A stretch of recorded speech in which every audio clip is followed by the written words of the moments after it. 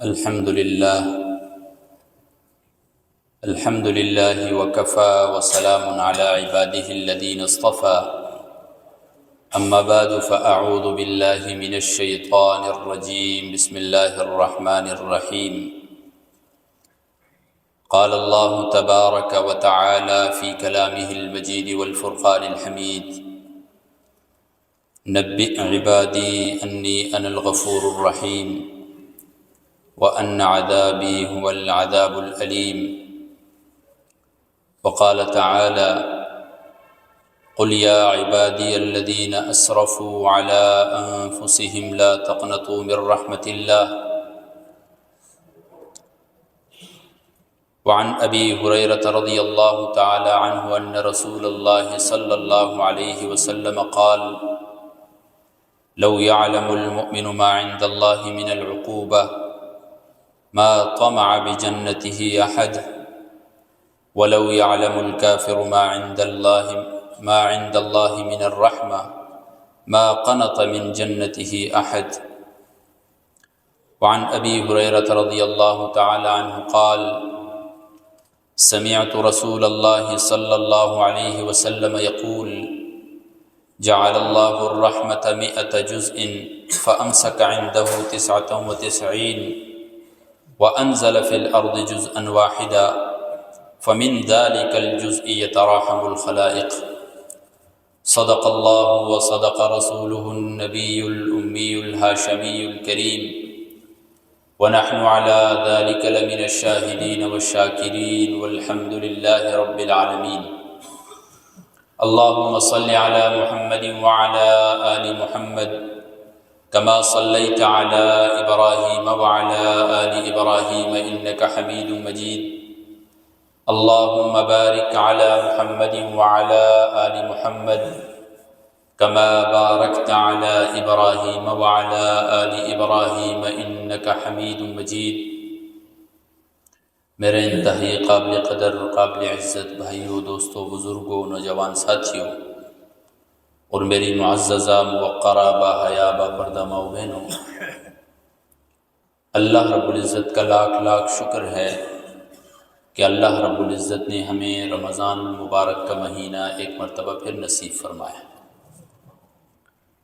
سامعین ذی وقار، رمضان المبارک کا پہلا عشرہ جسے حدیث میں عشرہ رحمت کہا جاتا ہے وہ رواں دواں ہے اور تقریباً نصف گزر چکا ہے۔ اللہ رب العزت کی رحمتیں انسان کے اوپر پورا سال آتی رہتی ہیں، لیکن جب رمضان المبارک کا مہینہ آتا ہے، پھر بالخصوص جب رمضان المبارک کا پہلا عشرہ ہوتا ہے، اللہ رب العزت کی بے پناہ رحمتیں انسانوں کی طرف متوجہ ہوتی ہیں۔ رحمت کسے کہا جاتا ہے؟ تھوڑا سا رحمت کا مفہوم سمجھیں، آپ کو پتہ چلے گا کہ اللہ تبارک و تعالیٰ کی رحمت کیا ہے۔ علامہ ابن منظور رحمہ اللہ لسان العرب میں لکھتے ہیں الرحمت الرقۃ والتعطف، رحمت کہا جاتا ہے نرمی اور شفقت کو، کسی کے لیے اپنے دل میں نرمی رکھنا، کسی کے اوپر شفقت کرنا، اس کے ساتھ نرمی کا معاملہ کرنا، یہ رحمت کہلاتا ہے۔ امام فخر الدین رازی رحمہ اللہ نے تفسیر کبیر میں جو رحمت کا معنی بیان کیا ہے وہ بڑا ہی زبردست ہے۔ فرماتے ہیں رحمت کا مکمل معنی اور مکمل رحمت اسے کہتے ہیں ایصال الخیر و دفع الضرر، خیر کو پہنچانا اور ضرر اور نقصان کو دور کرنا۔ یعنی کسی بھی شخص کے اوپر اللہ تبارک و تعالیٰ کی طرف سے مکمل رحمت تب ہوتی ہے جب اللہ رب العزت اس کے اوپر اپنی رحمتیں متوجہ کر دیتا ہے۔ اس رحمت کی وجہ سے اللہ تبارک و تعالیٰ تمام خیر کے کام اس کی طرف لے آتا ہے۔ جس کام کی طرف ہاتھ کرتا ہے خیر ہی خیر پیدا ہو جاتی ہے اس میں۔ جہاں قدم رکھتا ہے اللہ تبارک و تعالیٰ بابرکت بنا دیتا ہے اس قدم کو۔ ودفع الضرر، اللہ تبارک و تعالیٰ مصیبتیں ہٹا دیتا ہے اس کے اوپر سے۔ اللہ تبارک و تعالیٰ نقصانات کے جتنے کام ہوتے ہیں وہ اس سے ختم کر دیتا ہے، آنے والی مشکل ٹل جاتی ہے، حوادثات سے وہ بچ جاتا ہے۔ گویا کہ اللہ تبارک و تعالیٰ اپنے بندے کے ساتھ نرمی اور شفقت کا معاملہ کرتے ہوئے اس کی طرف اپنی ساری خیریں متوجہ کر دیتا ہے، اور جتنی چیزوں میں اس کے لیے نقصانات ہوتے ہیں ان تمام چیزوں کو اس سے دور کر دیتا ہے۔ کتنا غفور الرحیم ذات ہے۔ یہ مطلب ہے رحمت کا۔ قرآن مجید کا آپ مطالعہ فرمائیں، جا بجا اللہ تبارک و تعالیٰ اپنی رحمت کا تذکرہ فرماتے ہیں۔ کہیں پر مجرموں اور کافروں کے لیے سزا اور عذاب بیان کرتے ہیں، آخر میں پھر اپنی رحمت کا تذکرہ کرتے ہیں۔ اور یہ اللہ تبارک و تعالیٰ کی صفات عالیہ میں سے وہ صفت ہے کہ اللہ رب العزت کے اسماء الحسنہ میں سے الرحمن اور الرحیم اس صفت کے ترجمان ہیں۔ قرآن مجید کی صورتوں کے شروع میں جس آیت کو پڑھا جاتا ہے، اور ہم اپنے ہر اہم کام کے شروع میں ہمیں جس چیز کا حکم دیا گیا ہے وہ ہے بسم اللہ الرحمن الرحیم۔ اس بسم اللہ الرحمن الرحیم کے اندر بھی اللہ تبارک و تعالیٰ کی ان صفات کا ذکر موجود ہے۔ گویا کہ ہمیں حکم یہ دیا گیا ہے کہ جب بھی ہم کوئی کام شروع کریں، کوئی نیک کام، کوئی قدم اٹھائیں، کوئی ارادہ کریں، اللہ تبارک و تعالیٰ سے اس کی رحمت طلب کریں۔ اللہ رب العزت اپنی رحمت کے حوالے سے بیان فرماتے ہیں، سورہ انعام کی آیت ہے، کتب ربکم علی نفسہ الرحمہ، تمہارے رب نے اپنے اوپر رحمت کو لازم کر دیا۔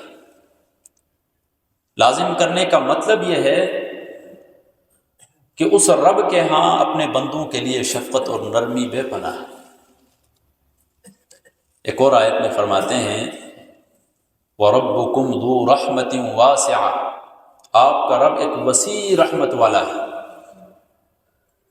اس کی رحمت کتنی وسیع ہے، خود اللہ تبارک و تعالیٰ فرماتے ہیں وَرَحْمَتِي وَسِعَتْ كُلَّ شَيْءٍ، اس کائنات میں ہر چیز سے وسیع ترین میری رحمت ہے۔ وَرَحْمَتِي وَسِعَتْ كُلَّ شَيْءٍ۔ آپ نے طرح طرح کے واقعات سنے ہوں گے، اللہ رب العزت کی رحمت اپنے بندوں کی طرف کیسے متوجہ ہوتی، اللہ تبارک و تعالیٰ کی محبت کیسے متوجہ ہوتی۔ ایک حدیث قدسی ہے، ان رحمتی تغلب غضبی، اللہ تبارک و تعالیٰ فرماتے ہیں میری رحمت جو ہے یہ میرے غصے کے اوپر غالب آتی ہے ہمیشہ۔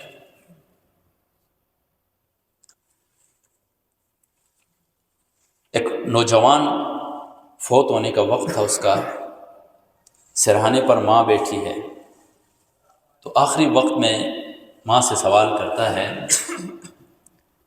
کہ اگر آپ کی وجہ سے مجھے آگ میں ڈالا جا رہا ہو تو کیا آپ مجھے معاف کریں گے؟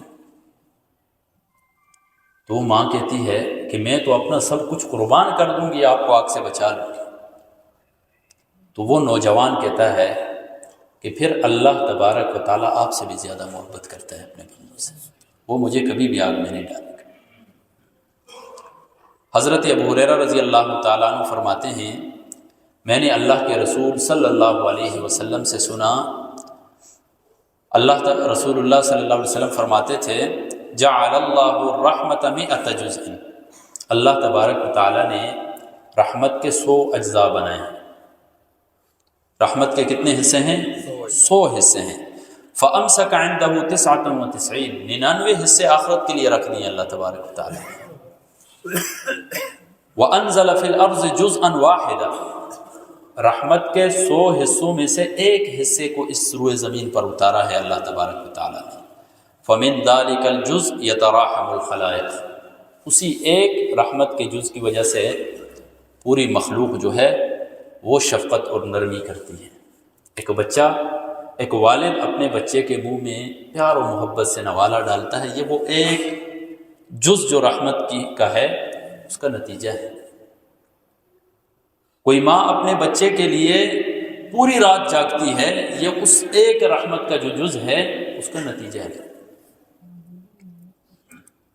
حتیٰ کہ انسانوں کے علاوہ بھی جانور اپنے بچوں کے ساتھ شفقت کرتے ہیں، وہ بھی ایک رحمت کے اس ایک جز کا جو ہے نتیجہ ہے۔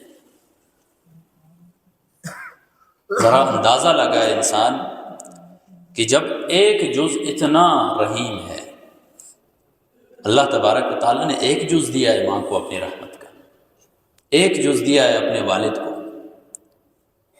کسی بھی بچے کے والد کو رحمت کا ایک جز دیا ہے اللہ تبارک و تعالیٰ نے، اور اس ایک جز کی وجہ سے والدین اپنی اولاد کے اوپر مر مٹنے کو تیار ہوتے ہیں۔ اندازہ لگائیں کہ جب اللہ تبارک و تعالیٰ 99 اجزاء ہمیں عطا کریں گے اپنی رحمت کے۔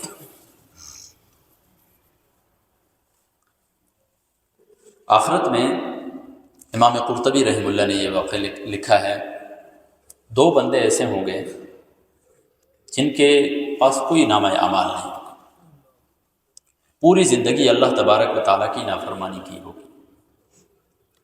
اللہ تبارک و تعالیٰ حکم کریں گے ان دونوں کو کہ جہنم کی طرف جاؤ، تو ایک فوراً دوڑتا ہوا جائے گا، اور دوسرا جا رہا ہے اور ساتھ ساتھ پیچھے مڑ کے دیکھ رہا ہے، پھر جا رہا ہے پھر مڑ کے دیکھ رہا ہے۔ تو اللہ تبارک و تعالیٰ ان دونوں کو واپس بلائیں گے۔ پہلے بندے سے پوچھیں گے کہ میں نے تجھے حکم دیا کہ جہنم کی طرف جاؤ، تو آپ تو دوڑتے ہوئے جا رہے ہیں۔ کہنے لگا یا اللہ، پوری زندگی تیرا ایک حکم نہیں مانا ہے، سوچا آج آپ کا حکم مان لو ایک۔ اور دوسرے سے پوچھا کہ آپ چل بھی رہے تھے اور بار بار مڑ کے پیچھے دیکھ رہے تھے۔ کہنے لگا یا اللہ، جب خوف آتا تھا آپ کا تو چلتا تھا، پھر سوچ آتی تھی کہ اللہ تبارک و تعالیٰ کی رحمت سے تو نہ امید نہیں ہونا چاہیے، تو پیچھے مڑ کے دیکھتا تھا۔ اللہ تبارک و تعالیٰ کو ان دونوں کی یہ ادائیں اتنی پسند آئی کہ دونوں کی مغفرت فرما دی۔ پوری زندگی کوئی نیکی نہیں کی، پوری زندگی کے گناہگار، ان کے ساتھ یہ معاملہ ہو رہا ہے میرے۔ بخاری شریف کتاب الاستقراض، بخاری شریف کا ایک واقعہ ہے۔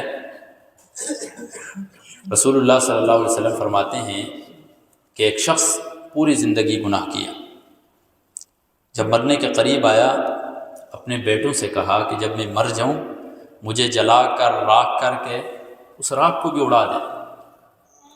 چنانچہ بیٹوں نے ایسا ہی کیا، جب فوت ہوئے جلایا، راکھ کو اڑا دیا۔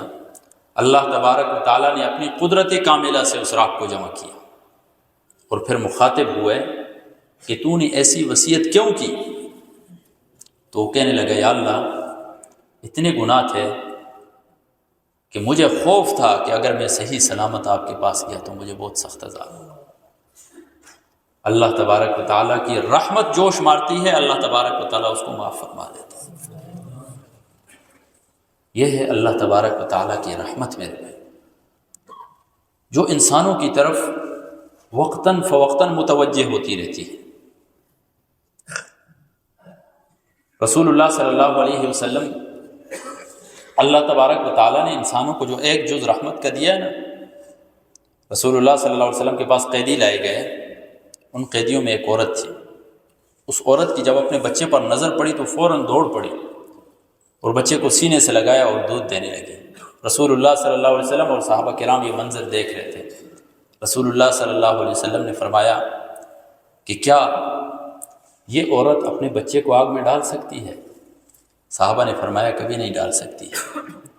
تو رسول اللہ صلی اللہ علیہ وسلم نے فرمایا پھر اللہ تبارک و تعالیٰ اس سے بھی زیادہ اپنے بندوں سے محبت کرتے ہیں۔ میرے بھائیو، دوستو، بزرگ، اللہ تبارک و تعالیٰ ہم سب سے مخاطب ہوتے ہیں۔ قُلْ يَا عِبَادِيَ الَّذِينَ أَسْرَفُوا عَلَىٰ أَنفُسِهِمْ لَا تَقْنَطُوا مِن رَحْمَةِ اللَّهِ، کہہ دو میرے ان بندوں سے جنہوں نے اپنے اوپر ظلم کر لیا ہے۔ کیسے ظلم کیا ہے؟ پورے 11 مہینے اپنے آپ کو گناہوں کے دلدل میں رکھا ہے، پورے 11 مہینے نماز کے قریب نہیں آئے ہیں، پورے 11 مہینے اللہ رب العزت کے حقوق ادا نہیں کیے ہیں، بندوں کے حقوق ادا نہیں کیے ہیں، مسجد کے سامنے خاموشی سے گزر جاتے تھے، نماز کا ٹائم ہوتا تھا لاپرواہی ہوتی تھی، اذان ہوتی تھی اپنی مستی میں موج مستی میں لگے رہتے تھے۔ اللہ تبارک و تعالیٰ اپنے ان بندوں سے مخاطب،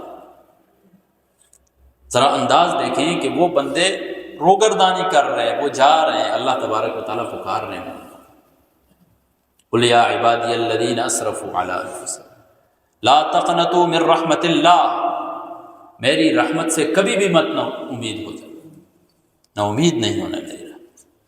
ان اللہ یغفر الذنوب جميعا، اللہ تبارک و تعالیٰ سارے کے سارے گناہ معاف کر دے گا۔ چاہے ایک انسان اتنے گناہ کر لے کہ گناہ کر کر کے زمین و آسمان کے درمیان فضا کو بھی بھر دے، وَرَحْمَتِي وَسِعَتْ كُلَّ شَيْءٍ، میری رحمت تو پھر بھی وسیع ہے اس سے، اللہ تبارک و تعالیٰ کی رحمت اس کے غصے پر غالب آ جاتی، وہ معاف کر دیتے ہیں۔ تو ہم نے اپنی باقی زندگی جو گزشتہ زندگی ہے اس میں ہم نے بہت سے گناہ کیے، بہت سی غفلتیں ہم سے ہوئی اور ہو بھی رہی ہیں۔ اب وہ وقت ہے کہ ہم اس کو چھوڑ دیں، اب ہم سٹیج پر پہنچ چکے ہیں کہ ہم اپنے رب تعالیٰ کو منائیں، اس کے پاس جائیں۔ اللہ تبارک و تعالیٰ فرماتے ہیں جو میرے پاس چل کر آتا ہے میں اس کے پاس دوڑ کر آتا ہوں۔ ہم کم از کم چل کر تو آئیں اللہ تبارک و تعالیٰ کے پاس، اپنا دکھڑا تو سنائیں اللہ تبارک و تعالیٰ کو، پھر دیکھیں اللہ تبارک و تعالیٰ کی رحمت کیسے جوش مارتی ہے میرے۔ اللہ تبارک و تعالیٰ کی رحمت کا اندازہ آپ اس بات سے لگائیں کہ ایک شخص جو سب سے آخر میں جنت میں جائے گا، جب اسے جہنم سے نکالا جائے گا تو اللہ تبارک و تعالیٰ سے التجا کرے گا کہ یا اللہ رحم و کرم کی نظر فرما، میرا چہرہ جنت کی طرف پھیر دے۔ اللہ تبارک و تعالیٰ سے فرمائیں گے کہ آپ کی جو مراد ہے وہ پوری کی جائے گی، لیکن آپ یہ معاہدہ کرو کہ آپ نے پھر مزید کچھ بھی نہیں مانگنا۔ چنانچہ اس کا چہرہ جنت کی طرف کر دیا جاتا ہے۔ جب جنت کی طرف اس کا چہرہ مڑتا ہے تو دیکھتا ہے جنت کی نعمتیں، جنت کی رونقیں، تھوڑا خاموش ہوتا ہے، پھر کہتا ہے یا اللہ مجھے جنت میں داخل کر دیجیے۔ اللہ تبارک و تعالیٰ اس سے فرماتے ہیں کہ کیا تو نے معاہدہ نہیں کیا تھا میرے ساتھ کہ میں مزید کچھ بھی نہیں مانگوں گا؟ کہتا ہے یا اللہ مجھے اپنے سب سے محروم ترین بندوں میں نہ فرما۔ چنانچہ اللہ تبارک و تعالیٰ مسکراتے ہیں، پھر کہتے ہیں تمنا، اے میرے بندے تمنا کر جو کچھ دل میں آتا ہے۔ اللہ تبارک و تعالیٰ اس وقت اپنی رحمت سے اس کے ذہن کے اندر اس کی تمنائیں لے آئیں گے، اس کو جو چاہیے۔ تمنا کا مطلب یہ ہے جو چاہیے آپ کو مانگو، تو وہ تمنا کرے گا اپنی۔ اللہ تبارک و تعالیٰ اس کی تمنا کو بھی پوری کریں گے اور ساتھ ساتھ یہ فرمائیں گے لکا، یعنی جو کچھ آپ نے مانگا ہے وہ بھی آپ کے لیے ہے، اور اس کا دگنا یعنی 10 دفعہ اس کو کر دیں وہ بھی آپ کے لیے ہے۔ اور حدیث میں آتا ہے سب سے آخری جنتی، سب سے کم ترین جنتی جو ہوگا، جسے جنت کے دروازے میں جگہ ملے گی، اس کی جنت کتنی بڑی ہوگی؟ دنیا و ما فیہا سے بڑی ہوگی اس کی جنت۔ تو دنیا و ما فیہا سے بڑی جنت کو جب 10 حصے مزید وسیع کر دیا جائے تو کتنی بڑی جنت ہوگی۔ یہ اس شخص کے ساتھ معاملہ ہو رہا ہے جو سب سے آخر جنت میں جا رہا ہے، جو گناہگار تھا، جو نافرمان تھا، جس نے زندگی رسول اللہ صلی اللہ علیہ وسلم کے بتائے ہوئے طریقوں کے مطابق نہیں گزاری۔ کیا عالم ہوگا اس شخص کا جو رب تعالیٰ کا فرما بردار بندہ ہو، جو قلب مطمئن کے ساتھ اللہ تبارک و تعالیٰ کے سامنے سر بسجود ہوتا ہوگا، اسے اللہ تبارک و تعالیٰ کیسے نوازیں گے، اس کا تصور ہی نہیں کیا جا سکتا ہے میرے بھائی۔ ایسی ایسی نعمتیں عطا کریں گے مالا عین رأت، کسی آنکھ نے دیکھا ہی نہیں ان نعمتوں، ولا اذن سمعت، کسی کان نے ان نعمتوں کے بارے میں سنا ہی نہیں ہے، ولا خطر علی قلب بشر، کسی انسان کے دل میں ان نعمتوں کے بارے میں وہم و گمان بھی نہیں آیا۔ اللہ تبارک و تعالیٰ ایسی ایسی نعمتیں عطا کریں گے۔ یہ اللہ تبارک و تعالیٰ کی رحمتیں۔ لیکن میرے بھائیو، دوستو، بزرگوں، یہ نعمتیں، یہ رحمتیں اللہ تبارک و تعالیٰ کی کن لوگوں کو ملتی ہیں؟ اللہ تبارک و تعالیٰ نے قرآن مجید میں جا بجا فرمایا ہے، میرے فلاں بندے فلاں کام کریں گے ان کے اوپر میری رحمت ہوگی، فلاں بندے فلاں کام کریں گے ان کے اوپر میری رحمت ہوگی۔ سب سے پہلے وہ لوگ جو اپنے ماتحتوں کے اوپر رحم کرتے ہیں، ان کے اوپر اللہ تبارک و تعالیٰ کی رحمتوں کا نزول ہوتا ہے۔ مسند احمد کی روایت ہے، رسول اللہ صلی اللہ علیہ وسلم فرماتے ہیں، الراحمون یرحمہم الرحمن، جو رحم کرتے ہیں رحمان ذات ان کے اوپر رحم کرتی ہے۔ پھر رسول اللہ صلی اللہ علیہ وسلم فرماتے ہیں، ارحموا من فی الارض یرحمکم من فی السماء، روئے زمین پر جو لوگ ہیں ان پر تم رحم کرو، آسمان والا تمہارے اوپر رحم کرے گا۔ میرے بھائیو، دوستو، بزرگوں، یہ حدیث ہمیں کیا سبق دیتی ہے؟ یہ حدیث ہمیں یہ سبق دیتی ہے کہ اگر ہم نے اپنی طرف اللہ تبارک و تعالیٰ کی رحمتوں کو متوجہ کرنا ہے تو جو ہم سے نیچے ہیں ہم نے ان کے ساتھ نرمی کا معاملہ کرنا، ان کے ساتھ شفقت کا معاملہ کرنا ہوگا، ان کے لیے اپنے دل کو کشادہ کرنا ہوگا، تب اللہ تبارک و تعالیٰ کی طرف سے رحمتیں ہمارے اوپر متوجہ ہوگی۔ اصلاحی خطبات کے اندر شیخ الاسلام مفتی تقی عثمانی صاحب دامت برکاتہم نے ایک محدث کا واقعہ لکھا ہے۔ ایک محدث رسول اللہ صلی اللہ علیہ وسلم کی حدیثیں لکھا کرتا تھا، تو فوت ہو گیا، کسی قریبی کو خواب میں آیا، کیا دیکھتا ہے؟ پوچھا گیا کہ اللہ تبارک و تعالیٰ نے کیا معاملہ کیا؟ کہنے لگا، پوری زندگی جو میں نے درس و تدریس میں گزاری، تصنیف میں گزاری، حدیثیں لکھی، اس کے حوالے سے تو مجھے کچھ معلوم نہیں ہوا ہے۔ ہاں، میرا ایک عمل تھا کہ اس کی وجہ سے اللہ تبارک و تعالیٰ نے میری مغفرت فرما دی۔ کہنے لگا، ایک دفعہ میں حدیث لکھ رہا تھا، میں نے قلم اٹھایا، دوات میں نے ڈبویا اور نکالا، جیسے ہی نکالا ایک مکھی آ کر اوپر بیٹھ گئی۔ تو اس وقت تھوڑا سا میرے دل میں رحم آیا، میں نے چند سیکنڈ انتظار کیا لکھنے سے، اس چند سیکنڈ کے اندر اس مکھی نے جو ہے تھوڑی سی سیاہی چوس لی، اس کی پیاس بجھ گئی۔ میں نے چند سیکنڈ رحم کیا، اللہ تبارک و تعالیٰ نے میری مغفرت فرما دی۔ میرے بھائیو، چھوٹے چھوٹے اعمال، چھوٹی چھوٹی نیکیاں جنہیں ہم نیکی سمجھتے نہیں ہیں، جنہیں ہم اچھا کام سمجھتے نہیں ہیں، بسا اوقات انسان کی مغفرت کا سبب بن جاتے ہیں۔ آپ نے بارہا سنا ہوگا، ایک بدکار عورت، زناکار عورت جو راستے پہ چل رہی تھی، اچانک دیکھا کہ ایک کنویں کے پاس ایک کتا، یا بعض میں آتا ہے بلی، وہ جو ہے پیاس سے نیچے زمین پر لیٹا ہوا تھا وہ کتا۔ اس نے اپنا موزہ نکالا، اس کنویں سے پانی نکالا، اس کو پلا دیا، اللہ تبارک و تعالیٰ نے مغفرت فرما۔ چھوٹے چھوٹے اعمال میں۔ بخاری کتاب الاستقراض میں ایک واقعہ نقل ہے، ایک تاجر، اللہ تبارک و تعالیٰ کے ہاں ایک تاجر کو لایا جائے گا اور اس کے نامہ اعمال میں کوئی نیکی نہیں ہوگی سوائے ایک نیکی کی۔ جب اس کی ایک نیکی اللہ تبارک و تعالیٰ کے سامنے بیان کی جائے گی کہ اس کے نامہ اعمال میں کوئی نیکیاں نہیں ہیں، ہاں ایک نیکی ہے کہ یہ لوگوں کے ساتھ نرمی کا معاملہ کیا کرتا تھا، ادھار پر سامان دے دیا کرتا تھا، کسی کو قرضہ دے دیا کرتا تھا، پھر اس کے ساتھ نرمی کیا کرتا تھا، بس اتنی چھوٹی سی یہ نیکی ہے، اس کے علاوہ کوئی نیکی نہیں ہے۔ اللہ تبارک و تعالیٰ کی رحمت جوش مارے گی اور اس کی مغفرت ہو جائے گی۔ دیکھیں، کوئی نیکی نہیں ہے، چھوٹی سی نیکی کیا ہے؟ اپنے دل میں مخلوق کے لیے نرمی کو پیدا کیا، رحم کیا ہے مخلوق کے اوپر، اللہ تبارک و تعالیٰ نے مغفرت فرما دی۔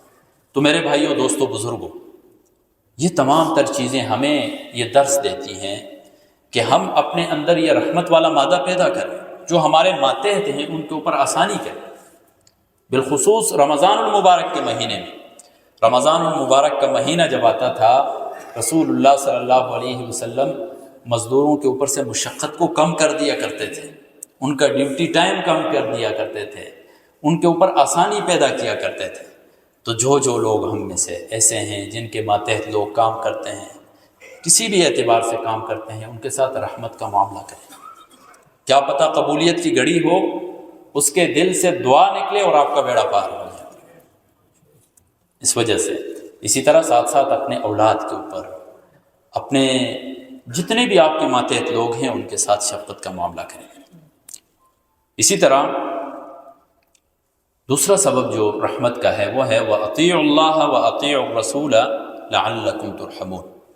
اللہ کی فرما برداری کرو اور رسول اللہ صلی اللہ علیہ وسلم کی فرما برداری کرو لعلکم ترحمون، تاکہ تم پر رحم کیا جائے.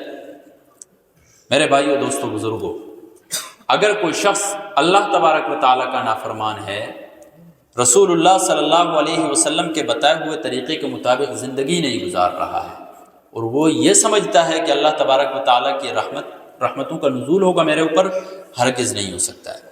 بے شک اس کے اوپر ایک نہیں، ایک سے زائد رمضان المبارک گزر جائیں، جب تک وہ بندہ توبہ نہیں کر لیتا، جب تک وہ اللہ کی طرف نہیں آئے گا، تب تک رحمتیں اس کی طرف متوجہ نہیں ہوں گی میرے بھائی. اس وجہ سے ضروری ہے کہ اگر ابھی تک ہم حقوق اللہ میں کوتاہی کر رہے ہیں، یا ہماری زندگی جو ہے وہ مسنون زندگی نہیں ہے، حرام کاریوں میں مبتلا ہے، غلط تعلقات میں مبتلا ہے، یا حرام خوریوں میں مبتلا ہیں، تو ان کو چھوڑنا ہوگا تاکہ اس مبارک مہینے میں ہمارے اوپر اللہ تبارک و تعالیٰ کی رحمتوں کا نزول ہو. وگرنہ بدستور اگر ہم ان کاموں میں لگے رہے تو یہ رمضان المبارک پہلے بھی آتے رہے جاتے رہے، یہ بھی گزر جائے گا، انسان ویسے کا ویسا ہی رہتا ہے، جس طرح کافروں کے اوپر سے بھی رمضان گزر جاتا ہے. فائدہ اسی کو ملتا ہے جو اپنے آپ کو آگے پیش کرتا ہے رب کی عدالت میں، جو اپنے آپ کو مجرم ٹھہراتا ہے، جو اپنے آپ کو فرما بردار بنا دیتا ہے، جھکا دیتا ہے رب تعالیٰ کے سامنے، وہ اس رمضان المبارک سے میرے بھائیوں فائدہ حاصل کرتا ہے. رسول اللہ صلی اللہ علیہ وسلم فرماتے ہیں کل امتی یدخلون الجنۃ الا من ابا. میری امت کے ہر طرح کے لوگ جنت میں جائیں گے مگر وہ جنہوں نے میرا انکار کیا. صحابہ نے فرمایا یا رسول اللہ کون انکار کر سکتا ہے آپ کا؟ فرمایا من اطاعنی دخل الجنہ ومن عصانی فقد ابا. جس نے میری پیروی کی وہ جنت میں داخل ہو گیا، جس نے میری نافرمانی کی، میرے طریقوں کے مطابق نہیں چلا، فقد ابا، اس نے میرا انکار کر دیا، اور جس نے انکار کیا وہ جنت میں داخل نہیں ہو سکتا ہے. اس کے ساتھ ساتھ قرآن مجید کی پیروی میرے بھائی، قرآن مجید کو رول ماڈل بناتے ہوئے اس پر عمل کرنا. اللہ تبارک و تعالیٰ فرماتے ہیں وَهَذَا كِتَابٌ أَنزَلْنَاهُ، یہ جو کتاب ہے جسے ہم نے نازل کیا، مبارکن، یہ بابرکت کتاب ہے، پڑھنے والے بابرکت، سننے والے بابرکت، اس کو چھونے والے بابرکت، اس کے مطابق فیصلے کرنے والے بابرکت. فَاتَّبِعُوا، اس کی پیروی کرو، اپنے رسم و رواج اس کے مطابق بناؤ، اپنے طور طریقے اس کے مطابق بناؤ، اپنے رول ریگولیشن اس کے مطابق بناؤ. لعلکم ترحمون، تاکہ تمہارے اوپر رحم کیا جائے، تاکہ تمہارے اوپر رحمت کی برسات کی جائے. اس وجہ سے ہمیں چاہیے کہ ہم عشرہ رحمت، ابھی چند دن باقی ہیں میرے بھائی، اللہ تبارک و تعالیٰ کی رحمتیں مسلسل متوجہ ہو رہی ہیں، لیکن فائدہ کون حاصل کر رہا ہے اور کون نہیں کر رہا ہے اس کا فیصلہ ہم نے کرنا ہے. اگر ہم غفلت کی زندگی میں لگے ہوئے ہیں، رحمتیں آ رہی ہیں لیکن ہمیں نہیں چھو رہی میرے بھائی. اس وجہ سے ہمیں ان غلط کاموں کو چھوڑنا ہوگا، اپنی غفلتوں کو چھوڑنا ہوگا، بالخصوص نمازوں کی پابندی کرنی ہوگی، فرض نمازوں کی پابندی کرنی ہوگی. ایک بندہ فرض نماز چھوڑ دیتا ہے، تراویح پڑھتا ہے، پھر بھی اس کے اوپر رحمت نہیں ہوتی ہے میرے بھائی. فرض نماز فرض ہے اور سنت نماز سنت ہے. اہم کام کو ترجیحات میں نے پچھلے جمعے بھی بتائی تھی کہ ترجیحات کو دیکھیں، جو کام جتنا اہم ہے اس کو مقدم رکھیں، پھر اس سے جو کام غیر اہم ہے اس کو آگے رکھیں. تو کوشش کرتے ہیں یا نہیں کرتے ہیں میرے بھائی؟ جتنے دن باقی رہ گئے ان میں عبادات کی کوشش کرتے ہیں یا نہیں کرتے ہیں؟ جس کسی نے قرآن مجید کی تلاوت ابھی تک شروع نہیں کی ہے وہ شروع کرنے کا ارادہ رکھتے ہیں یا نہیں رکھتے ہیں؟ اللہ تبارک و تعالی ہم سب کو اس پر عمل کرنے کی توفیق عطا فرمائے.